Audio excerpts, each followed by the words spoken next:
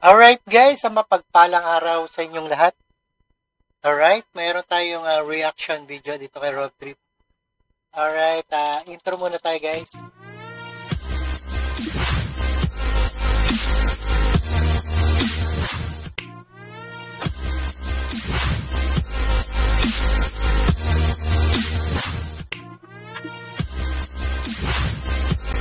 Alright guys, sa mapagpalang araw, bakit pinapayagan ni Marcos Jr. ang pinakakurakot na budget sa kasaysayan ng Pilipinas? Ayan ang tanong ng ating dating spokesman, Harry Roque. At the spokesman, ito po ang kanyang panayam. Alright, panoorin po natin guys. Huwebes na naman, Spokes Hour, anong pag-uusapan natin? Well, nabalitaan nyo na nagdesisyon na ang ating presidente, ang Marcos Jr., na lalagdaan pa rin niya ang budget pagdating ng 30 ng Disyembre. Ano? Grabe, no? Lalagdaan pa rin kahit kurakot yung budget na nilagay niya. Ang hirap talaga ng ating dapat palitan ng presidente ng Pilipinas at lahat tayo ay nabudol. Ibig sabihin ito? Well, ibig sabihin ito talaga walang pakialam ang Marcos Jr. sa kapakanan ng ordinaryong mamamayan. Ito ang pinakakurap na budget at tinanggap niya buong puso itong kurap na budget nito. Siguro, pinagpaliban lang niya yung naunang pagpipirma niya kasi nagulat siya sa galit ng taong bayan. Pero ngayon siguro nakapag-usap na sila ni Tambaluslos at inassure siya ni Tambaluslos, huwag kang maglala. Sa dami ng ayudang pamimigay natin, bibili natin ang loyalty ng mamamayan, pati na ng sundalo. Totoo kaya yan? Grabe, no? Ayuda. Ang ayuda kasi binibigay sa tao para iboto sila, di ba? Ayan ang meaning ng ayuda ni Tambaluslos at ni Bongbong Marcos. Hindi. Pero malinaw na malinaw po ang pangunahing mensahe. Wala akong pakailam sa inyong mga mamamayang Pilipino. Meron akong pinagsisilbihan, hindi ang mamamayang Pilipino. So ano pa ang mensahe na nakukuha natin dito sa desisyon ng presidente na lagdaan itong pinakakurap na national budget? Pero wala raw siya pakialam, presidente ng Pilipinas, sa mamamayang Pilipino. At may nilalaan lang siya para ibigay. Well, unang-una, ang tunay na may hawak na kapangyarihan, Tambaluslos. Oo, si Tambaluslos talaga ang tunay. May hawak ng ating budget ng buong Pilipinas ay si Tambaluslos at si Lisa Satanas. Hindi ang presidente, hindi ang Lisa Marcos, si Tambaluslos. Bakit? Di ba, si Tambaluslos ang pangunahing nakinabang doon sa pagbabago ng budget. Dinoble niya ang budget ng Kongreso. Di ba, pinablish sa dyaryo kung magkano nakukuha ng mga congressman. 30 million pa lang sa opisyal na budget ng gobyerno. Pero dahil dinoble niya, 60 million. Ay bukod pa yan. Yung grabe, no? 60 million? Nasabi ko na 30 lang dati, naging 60. 1.5 billion sila na infrastructure na 50% binubusan nila. So 750 plus 60, 810. Meron pa yung tupad at saka AX. So 820 million kada taon ang kikitain ng kada kongresista. Siyempre, ang pangunahing nagpatunay na siyang tunay na mayroong kapangyarihan, ang Tambaluslos. Susuportahan siya ng kanyang mga kasamahan ngayon sa Kongreso dahil limpak-limpak na salapi ang binigay niya sa kanila sa panahon na nangangailangan sila ng pera pamudmud sa taong bayan. Dahil ito nga po ay panahon ng eleksyon. Well, yung pera na yan para sa ayuda, ibig sabihin para iboto sila sa darating na eleksyon. Bukod po dyan, ang susunod na mensahe, para gamitin nila yung pera ng taong bayan, ay hindi lang pinakamalakas ang Tambaluslos, may hawak ang Tambaluslos kay Marcos Jr. Ano kaya yon? Malay natin, baka meron siyang mga video rin, gaya ng video na pinalabas ni Maharlika. Alam mo, maski akong pinagbibintangan na naglabas niyang video na yan, katotohanan, galing lang yan sa napakalapit kay Marcos Jr. Dahil sino ba naman na makakakuha ng ganyang video na sumisinghot ang presidente kung hindi isang taong napakalapit? Ano kaya? Oo, totoo yan. Pinakamalapit kay PBBM. Yang video na yan, kaya lumabas. Awak. Lumabas galing kay Maharlika at ayan, broadcast sa buong Pilipinas. Tambaluslos kay Marcos Jr. na talagang lahat ng gusto ni Tambaluslos pinagbigyan. Miski narinig naman ng presidente yung sigaw ng taong bayan na ayaw nila ng pinakakurakot na budget sa talambuhay sa kasaysayan ng Pilipinas. So, nagwagi ang Tambaluslos at siya ngayon ang pinakamakapangyarihan sa bansang ito. Ano pang mensahe? Well, bukod dun sa talagang si Tambaluslos ang namumuno sa ating bayan, talagang takot ang presidente sa mga mambabatas. Bakit takot ang presidente itong si Junior kay Tambaluslos, no? Siya yung presidente, si Tambaluslos tuloy ang ating presidente. Sa mga congressman at senatong. Bakit? Siyempre, nandiyan magmumula ang impeachment. So kapag binusubli niya ang mga congressman na siyang nag-hain ng impeachment, yung kanyang Boronic video, hindi po pwede maging basihan para magsampa ng impeachment. Dahil nabili na niya ang loyalty ng mga congressman. At siyempre, kung makalusot man yan, nandun na rin ang mga senatong. At mga senatong, di ba, una, umaayaw sila sa at biglang binigyan ng 5 billion, tumahimik na. Alam niyo yung akap na yan, kakaiba yan, kasi kongresista at senatong lang mamimigay. Binigyan pala ng 5 million ng akap, kaya pala tumahimik, di ba? Ay ng katotohanan na sinabi. Hindi yan pamimigay ng DSWD. Ang DSWD, AX, ang DOLE, tupad. Pero yung akap talaga, mga mambabatas lang mamimigay niyan, nalabag doon sa desisyon sa kaso na hinain ko. Yung Delica versus Executive Secretary, kung saan sinabi ko sa Suprema na ang mga mambabatas wala nang pakialam matapos nila maipasa ang pangkaunang budget. So, ang susunod na mensahe dyan, bukod sa pinakamalakas at pinakamakamangyarihan ang ating Tambaluslos, ay takot ang Marcos Jr. sa mga mambabatas dahil naririyan ang impeachment at posibilidad na pwede siyang matanggal sa anong mga issue. Polboronic issue. Nangunguna yan kasi yan po ay betrayal of public trust. Bakit?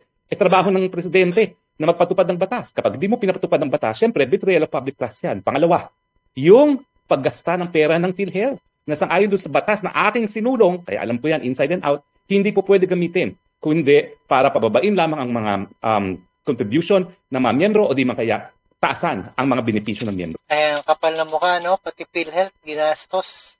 Tambaluslos. So, hindi yan po pwede ibalik sa national government at pondohan ng unprogrammed funds. Okay? So, yan ang napakalakas din na mensahe. Takot ang Marcos Jr. sa impeachment sa Kongreso. Ano pang mensahe? Ininsulto niya ang militar. Dahil dun sa pagtaas ng kanilang subsistence allowance na 200 pesos per head, humigit kumulang 10,000 isang taon. Bakit ininsulto?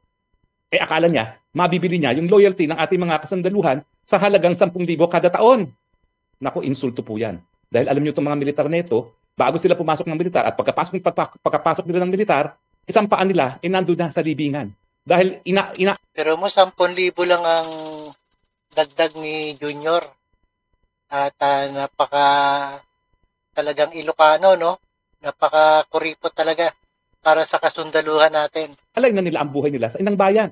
Dahil dito nga sa ating bayan, Ang hindi nila alam, nasa hukay na ang isang paa ng bilang sundalo.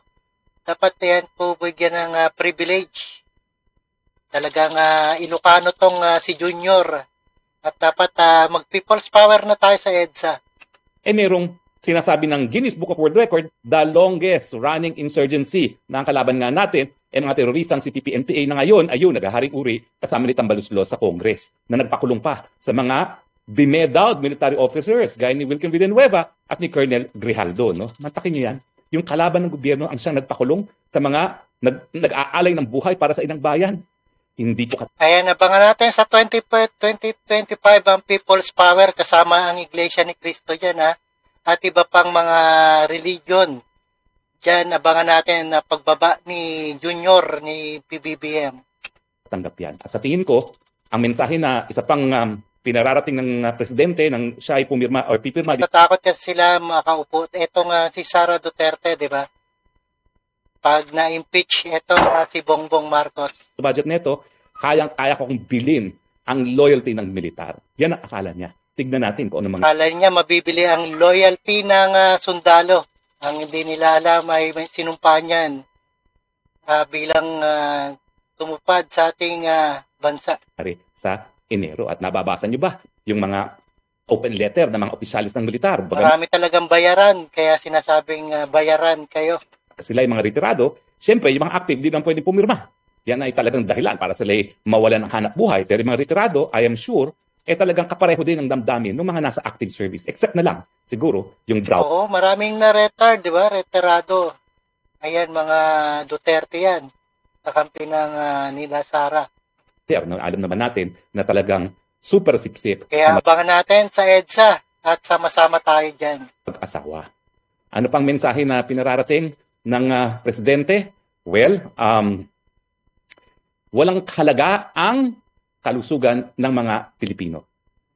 Tingnan mo, sinabi walang kahalaga ng kalusugan ng Pilipino. Talagang demonyo talaga ang ating presidente, no? Akong pakialam kung mamamatay kayo sa kahirapan, pero yung zero budget ng PhilHealth, hay nako, tanggapin na natin yan na realidad. Dahil itong presidenteng ito, palibasa, anak ng magnanakaw na diktador, at talaga naman nagpasasa sa kaban ng bayan, hayan, walang pakialam sa kapakanan ng mga mahihirap na nagkakasakit. Kaya hindi niya ginalaw ang zero budget. Kita mo si Lisa Satanas, di ba? Napakatamad. Abutin lang yung plake. Binababa niya pa, di ba? Dapat gabaan yan. Sila, ayan ang PhilHealth. Ang kinurakot nila, dapat gabaan sila, ibalik sa kanila. Ang mga sakit, magkasakit sila at atakihin. Ng PhilHealth. Atakihin sa puso. Kung pa dyan, wala rin akong pakialam dyan sa mga public school students natin at mga nag-aaral sa state university and colleges na binawasan ng budget para doon sa libreng tuition na ating sinulong. Unang-una, bakit siya makikialam dyan sa mga public school students na yan? Mga anak naman niya, mga anak mayaman at hindi kinakailangan pumasok sa public school. Hayaan mong mawala ng computer yung mga hinayupak na mahihirap na yan. Dahil yung mga mahihirap na yan, yan ang mga nagre-rebelde laban sa mga Marcos regime. Yan ang mensahe. Kaya hayaan natin na malabag ang saligang batas at hindi masunod ang nakasaraat sa ating saligang batas na dapat ang pinakamataas na budget na pupunta sa DepEd. Diba malinaw yung mensahe niya yan sa paglagda nitong pinakakurakot na budget sa talambuhay sa kasaysayan ng Pilipinas. At siyempre, dahil ang number 1 ngayon na budget ay napunta sa DPWH, again, makikinabang na naman ang mga congressman at senatong. Yan ay... Senatong, no? Mga senatong. Ano pa rin? At nasa DPWH, sila na naman makikinabang. At walang mangyayari, baha pa rin tayo. Instant sa akin sinasabi na talagang ang naghaharing uri si Mr. Espeker dahil karamihan talaga na makikita dyan ng 50% ng tongpats ay mga kongresista. Siyempre, nandyan na rin mga senador. O 24 lang sila. Mas importante siguro kay Marcos Jr. yung mga senatong na 318. No? At saka, ang malinaw na malinaw pang mensahe na pinararating, walang pakialam ang Marcos Jr. sa inyong saligang batas. Gaya ng lalabigin niya ang karapatan at linabag niya ang karapatan ng tao na nakasaad sa saligang batas. Gaya ng karapatan ko na sa isang congressional hearing ay tinatanong ng mga bagay-bagay na wala namang kinalaman sa investigasyon na ginagawa. Eh yun po, binaliwala ang saligang batas. Walang importansya sa kanya yung saligang batas na yan. Inaapak-apakan lang niya, yuyurak-yurakan, gaya ng ginawa ng kanyang ama doon sa ating 1935 Constitution. At dahil itong 1987 Constitution, si Cory Aquino gumawa niyan, pues gamitin niya na pamuna sa puwet. Kaya hindi sinunod ang nakasaad sa ating saligang batas. Diba sa kukuhanan lang ng lahat yan? Sakit sana, tatanggapin ng mga ordinaryong Pilipino, pero ganyan ang presidente. Suma total, ano ang mensahe sa desisyon ng ating presidente na lagdaan ang pinakakorap na budget sa ating kasaysayan? Pinakamalakas na pinuno ngayon si Tambaloslos. Wagi ang senatong at congressman na doble ang kanilang budget, hindi lang po yan. Tinaasan pa ang kubra nila sa infra project dahil naging number 1 na sa budget ang DPWH. Ang militar, pwedeng bilhin yan. Kaya huwag kayong mag-alala na magkukuyan. Bibiling ko yan ng 200 pesos kada araw. Awesome! At siyempre, yung saligang batas na yan, pamunas lang yan sa puwet dahil hindi yan linagdaan o hindi yan produkto ng kanyang ama.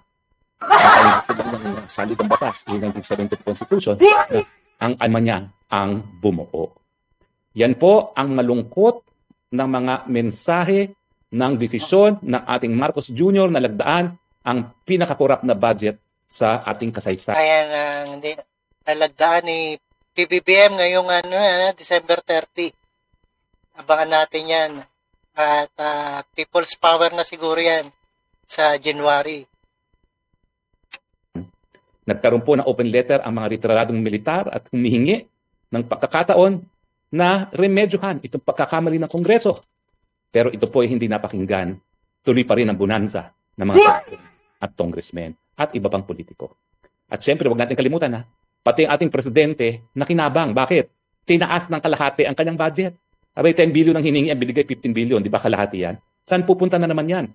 At karamihan ng budget ng ating Marcos Jr. confidential funds na hindi ko na kailangan i-liquidate. Dahil otherwise, hindi siya tatawaging confidential funds. So mga kaibigan, ito po ang resulta kapag ang mga taong bayan ay nananahimik at hindi nakikialam sa pang-araw-araw ng mga desisyon na ginagawa ng kanilang mga liderato. Ang resulta, igigisa tayo sa ating sariling politika, yuyurakan ang ating karapatan, at lalamunin ang kaban ng bayan. Ang tanong, anong inaantay ninyo? People's power. Magbubulag-bulagan pa ba kayo? Nagbibingi-bingihan pa ba kayo? Mabuti na lang ang Iglesia ni Cristo sa 13th of January. January 13, guys, ayan may EDSA Revolution tayo. Yan malapit sa EDSA Shrine kasama ang Iglesia ni Cristo at ibang mga religion at politika at ex-military.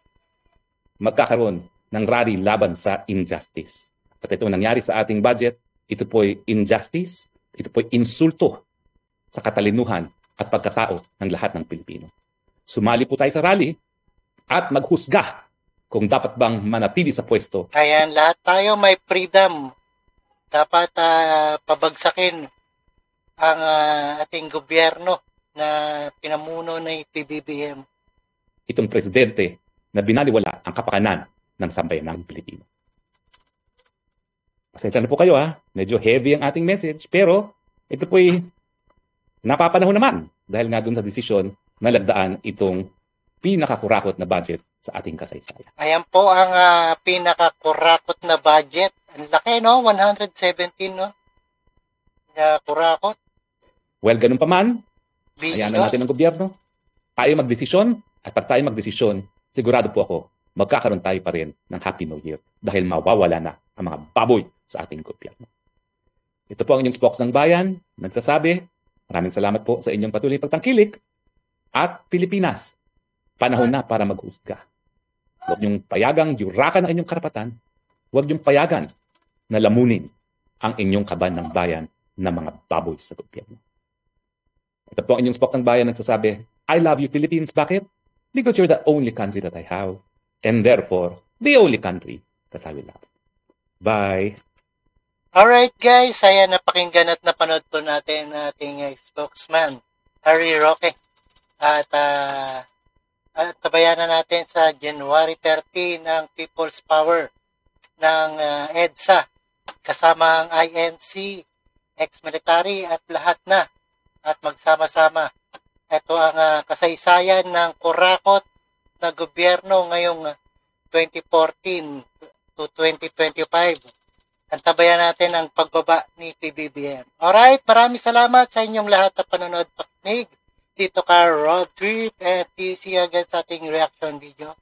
And peace out.